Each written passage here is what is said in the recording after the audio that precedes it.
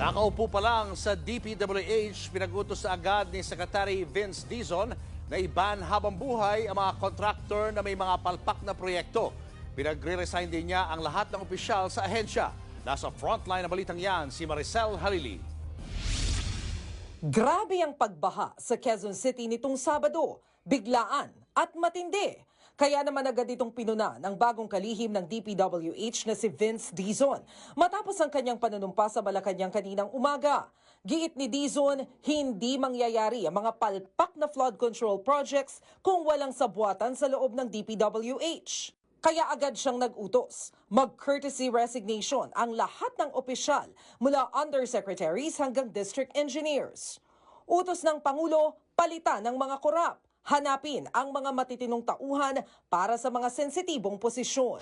Hindi ko po matatanggap at hindi po matatanggap ng ating Pangulo na manunood na lang po tayong lahat sa TV habang ang mga kababayan natin ay nagdurusa araw-araw. It is unacceptable.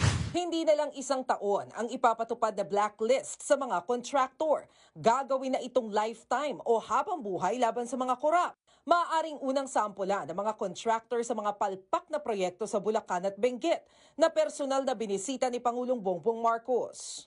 Kapag ang isang project, isang contractor ay ghost o napatunayang substandard, wala na po itong proseso, wala nang investigasyon, automatic po blacklisted for life ang contractor na yan. May kaakibat din pong kaso yan. Nilalatag na rin ng Malacanang ang executive order para sa isang independent commission na susubaybay sa mga anomalya. Posibleng isama rito ang forensic investigators, abogado at justices. Independent commission will be the investigative arm. They will make recommendations as to how to proceed, whether kasuhan itong mga ito or i-ombudsman o dalhin sa DOJ, whatever it is.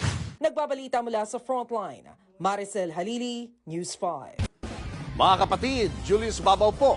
Para sa komprehensibo at makabuluhang balitaan at talakayan, mag-follow at mag-subscribe na sa social media pages ng News 5.